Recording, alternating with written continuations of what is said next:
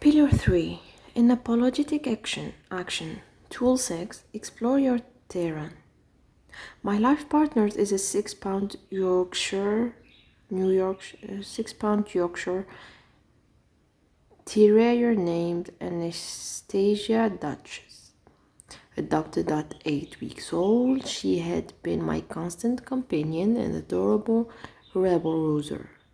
Part of the responsibility of choosing her as a life partner was committing to an intimacy unlike anything I had experienced prior.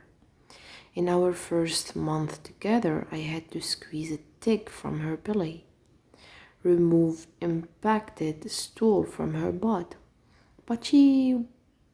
and be awakened by the fresh sense of puppy poop as she scooted her diarrhea-laden backside across my forehead while I slept. This was more intimacy and poop than I had ever known. Loving my dog was an outgrowth of caring for her. That care required that I get all up in the gross details of her little dog self so that I could identify the mundane but telling indicators of her wealth by learning about and caring for her little body. I grew to love her profoundly. We rarely allow ourselves this level of intimacy with our own bodies. Part of us have gone unobserved, let alone touched, for decades. This negligence is of us this negligence is not without cost.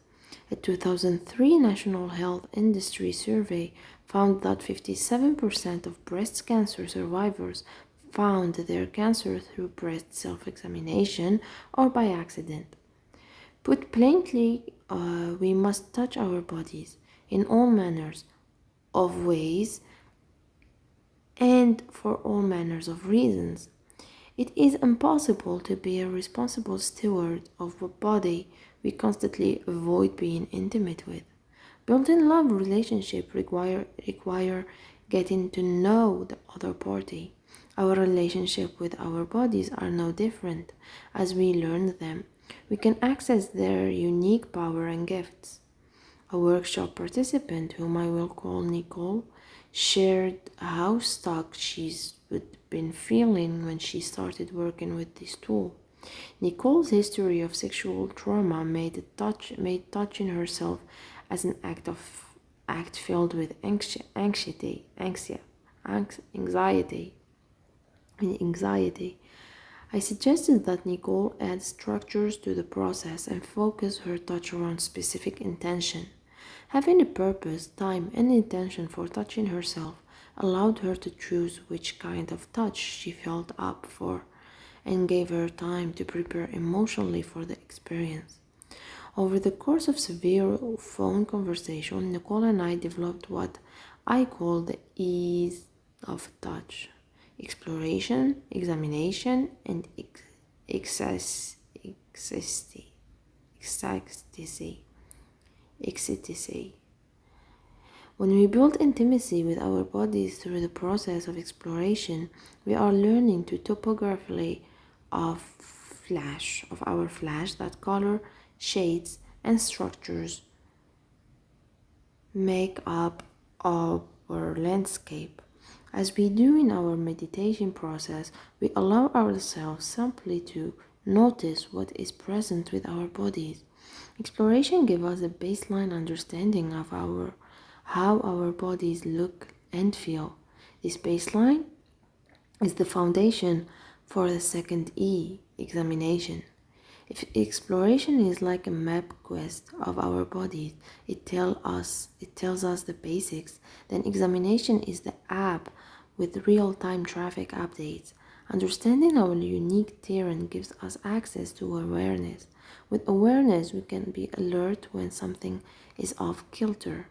Noticing skin discoloration or variation is in our body mass give us the information we need to advocate for our well-being. Doctors are fantastic, but they do not know your body better than you. Examination make you an expert in you, and you should be. Lastly, touch yourself for ecstasy.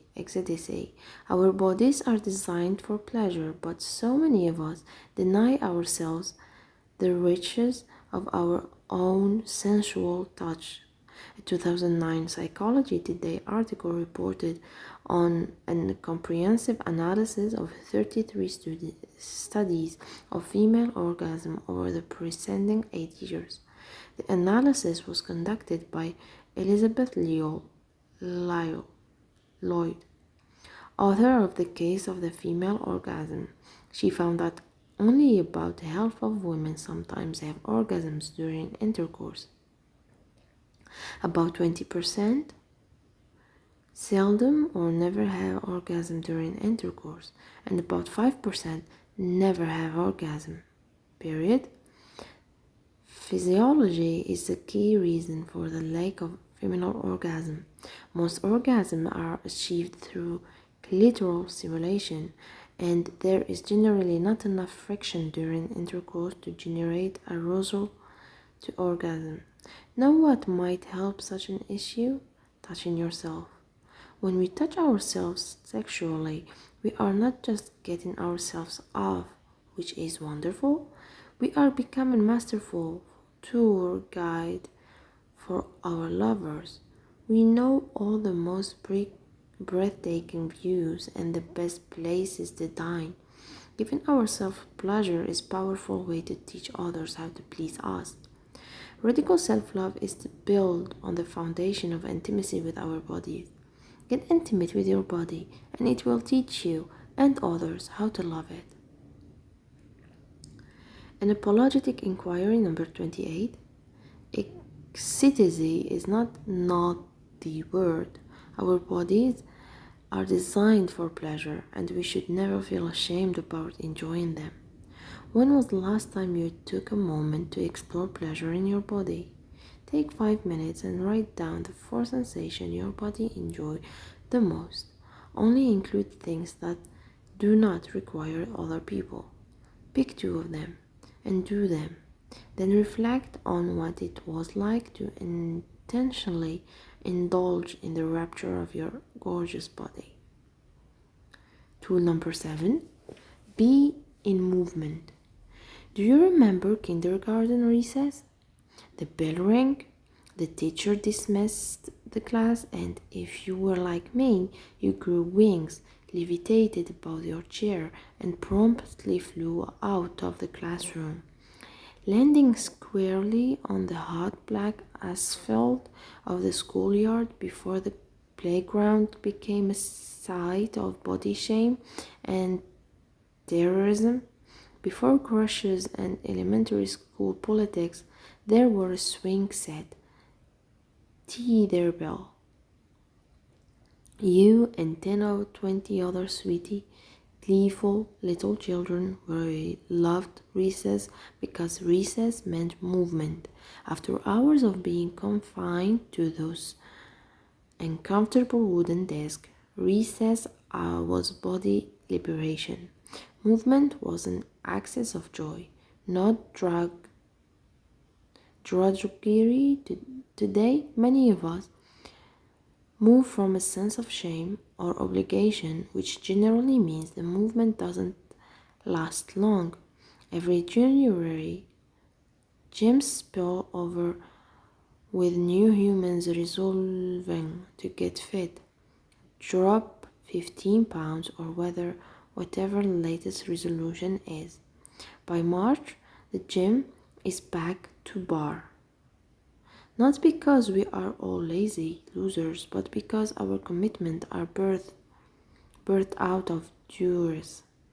We are at the gym because we are supposed to be, not because we legitimately enjoy it. We have limited shelf life in these bodies, and yes, we want to care for them as best we can. Exercise can be a positive activity, but good for us does not equal soul torture. About 3 years ago, the voice of the dreaded should told me I needed to run a 5K. I wasn't even sure what the K is in what the K in 5K stood for. But still, I downloaded the app and started to run.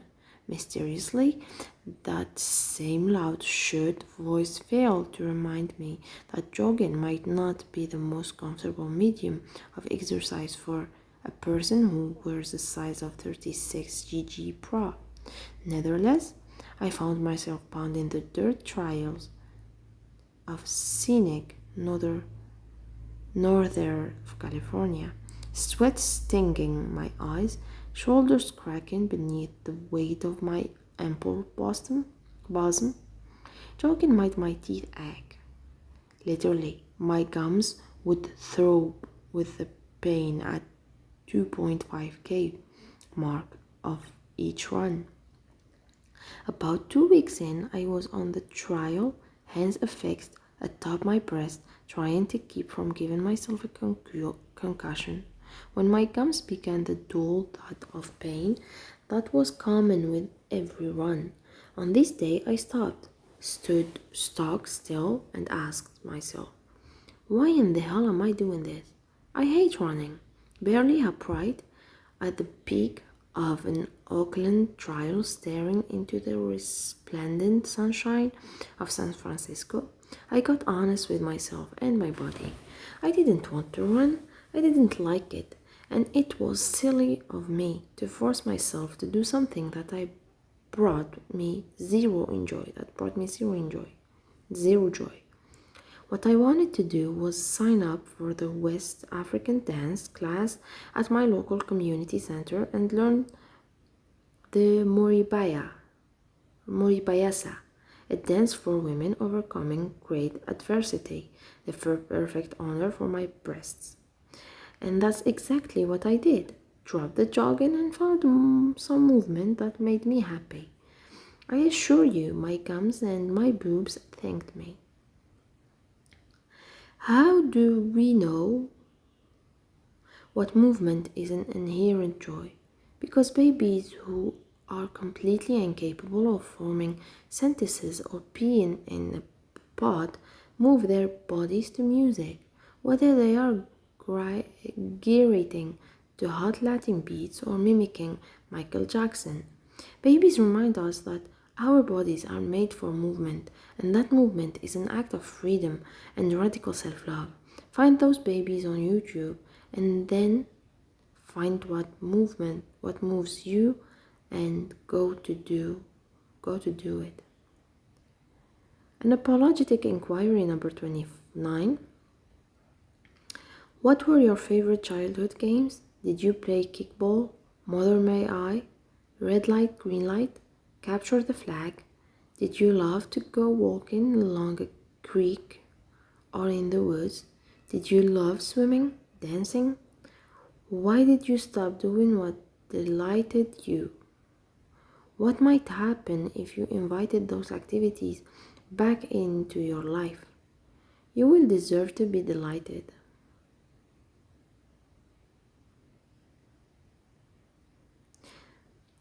Tool number 8. Make a new story. Our body shame is a story whose chapters began being written in some of our earliest memories. Body shame is not a thrilling page turner, but a grueling text of embarrassment, judgment, and grief. Our story made us believe we would never love, we would never be good enough, we would always be rejected. Decades later, we find ourselves still stuck. The body shame story on loop in our minds. We do not have to keep the story. We absolutely have the power to turn in that cheap and tawdry tale and make a new story. One, the earliest followers on my blog, The Body is Not an Apology, illustrated the transformative potential of choosing to make a new story. Julie was in her late 20s and of Sicilian descent, a heritage that she said explained the following wrinkled of chestnut tresses that cascaded down her back. Being Sicilian also explained the wisps of ebony hair that coated her arms and snagged down her cheeks as sideburns. Julie was hairy and had spent years making peace with her birthright of her DNA, but she couldn't shake the deep sense of shame about having hair on her back. Julie had a story she was living in, parts of it given to her by mean children, portion passed down through razor commercials and messages of hairiness as a standard of femininity. All those contributors had written chapters in a book that was making Julie miserable. Remember, I said discomfort is a catalyst for change. We keep our body shame stories for such a long period of time because their pain is familiar. It is comfortable when we awaken to the ideas of radical self-love. Body shame become an uncomfortable residence, and we are called to move. Julie's discomfort prompted her to act. She decided to make a new story. Literally, one day, over latte in a coffee shop in Colorado, Julie shared her new story with me. Julie's story? In a far-off land beyond the clouds, angel children dwelled among the gods awaiting assignment to be born. Each angel child was given a choice of the parents they would like to be born to. This assignment were based on the lessons the angel children most needed to master in their time on earth. Angel child Julie had recently chosen her soon-to-be parents, and she preparing to leave the land of angel children to be received on earth. The gods summoned Julie to share with her the details of her assignment and to collect her wings. Julie never considered that she would not be allowed to keep her wings when she left the land of angel children, and she was inconsolable when the gods informed her. She cried ceaselessly every day until the final moment she left the land of angels children. The god felt tender sadness for Julie's broken heart. They decided that one day they would remind her of her time as an angel child and restore to her portion of her glorious black wings. Years passed and Julie grew to be a stunning woman with long, chestnut ringlets of hair, but she felt shame and embarrassment because of the dark hair that grew on her back. The god decided it was time to remind Julie of her wings. One day, as she stared in the mirror at herself with disdain, she noticed that the hair on her back was the imprint of beautiful black wings. Julie's story forever changed the way she saw her body. The hair was no longer a source of shame, but a winged seagull tale of beauty and grace. What body shame taught her to hate, she taught herself to love through the magic of a new story. She has the power to change the narrative of a body shame in our lives. We are not bound to the tales of teasing and criticism.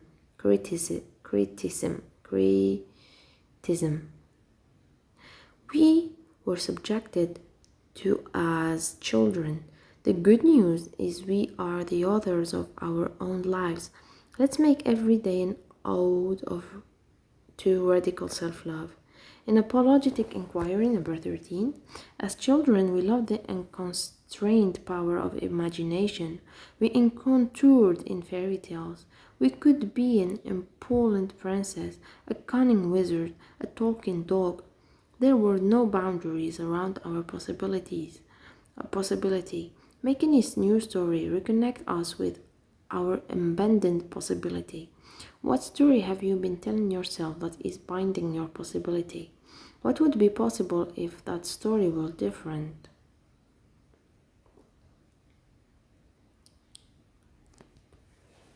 Pillar 4, Collective Compassion. Tool number 9, Be in a Community.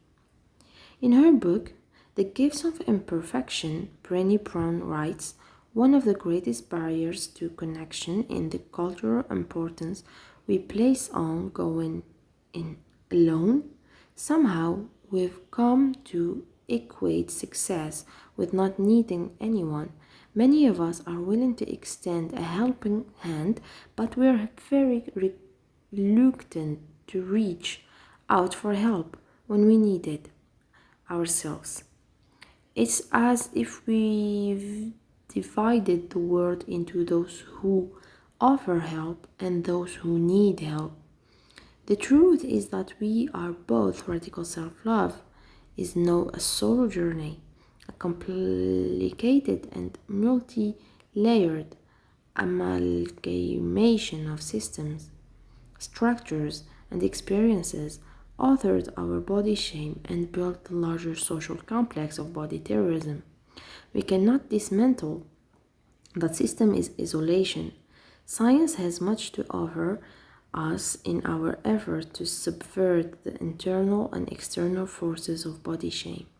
In the study of infection diseases, epidemiologists use what is called the epidemiological triad to explain how pathogens spread from person to person. This triad consists on an agent, a host, and an environment. Agents refer to the specific pathogen present in the triad.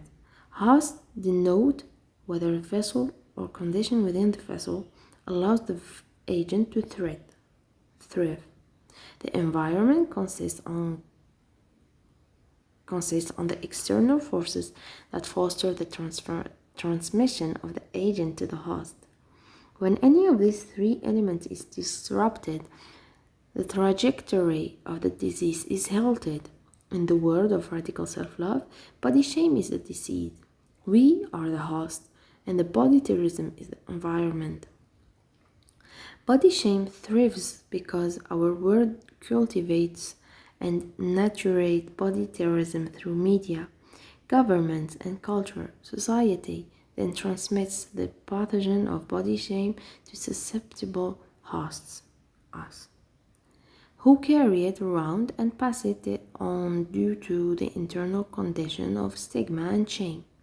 Being in community is how we interrupt the triad. Our refusal to host body shame is secretly and isolation is the death knell of this disease. Our perspective of vulnerability as weakness is a function of body terrorism, and a belief that keeps us disconnected from our truth and from others will always be antithetical to radical self-love. Vulnerability gives us access to our wonder and magic through the eyes of others. Through this, we get the opportunity to see ourselves anew, to move beyond the narrative of individuality is to move beyond the narrative of scarcity and not enoughness. It is in community that our stories are held up to the light of connection, and we begin to see clearly how we are having a shared experience of being humans with other humans' stories, fear, fog, and all.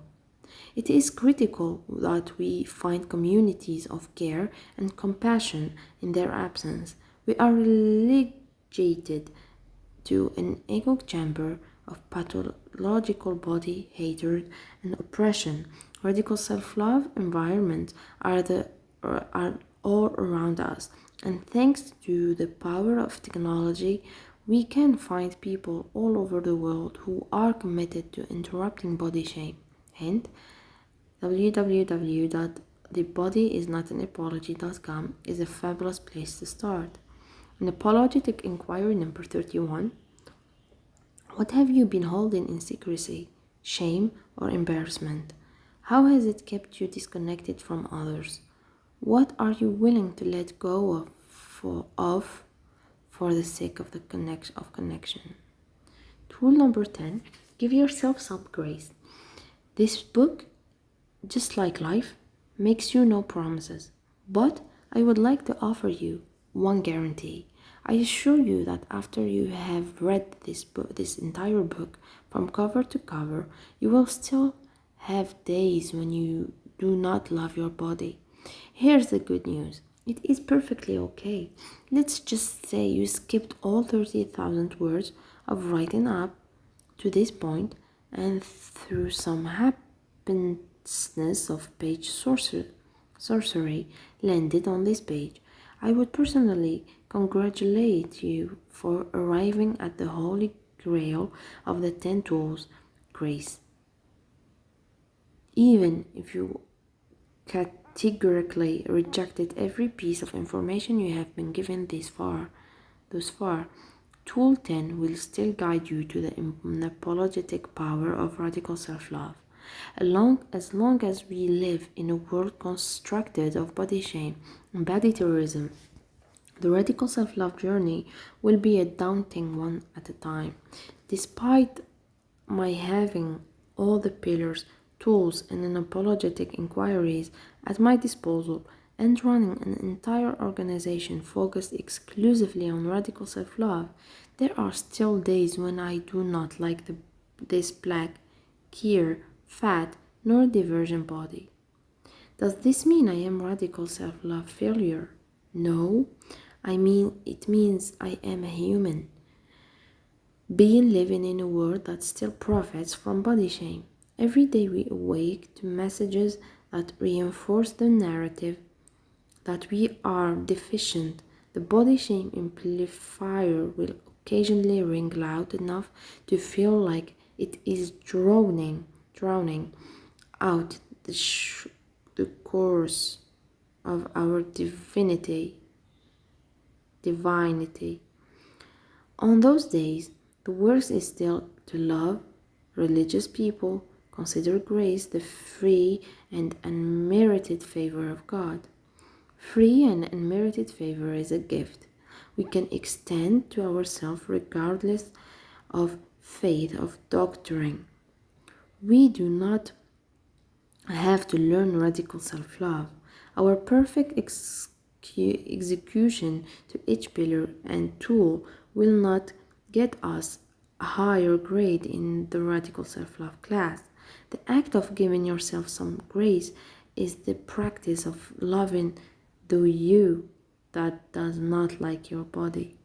On the days we feel the most deficient, the most chased down by the dog of shame, what is being called forth from us is more love. Not because we learned it, but because we never had to. To give grace to ourselves is to move beyond words like worthy and deserving, terms that still imply qualification and quantity. When we recognize ourselves as the embodiment of radical self-love, we stop trying to assess our worth. We begin to understand that it is inherent and unquantifiable. Love just is. We just are love. Radical reflection. The most powerful antidote to the world of body terrorism is a word of compassion. Giving yourself the gift of grace is an act of revolution. Conclusion. Last summer, I sat at a hotel rooftop in Bahia, Brazil, with a gaggle of raucous and revolutionary black feminist change makers over the course of 3 days. These women who were flung there from every corner of the world detonated my mind with their interminable brilliance and insight. They were unquestionably some of the most badass humans I have ever met. Sipping caipirinhas and cackling into the blue-black sky. My favorite router of the group, longtime activist and artist Kai, pronounced Kai, in her half-teasing, wholly productive way, queried the group, "We doing all this fighting for liberation? Any of you all know what liberation looks like?" Kai slapped the question down on the table like a dead fish, and the whole group was dumbstruck for a second. Quickly answered, began to stammer, but out of months, like closing time drunkards. It appeared many of us had never really given ourselves permission to ponder what a world rid of oppression might look like. My friends and comrades who were deeply involved in political movement from Ecuador to Houston, from farm workers' rights to the movement for Black lives, wrestled with that small knot of question.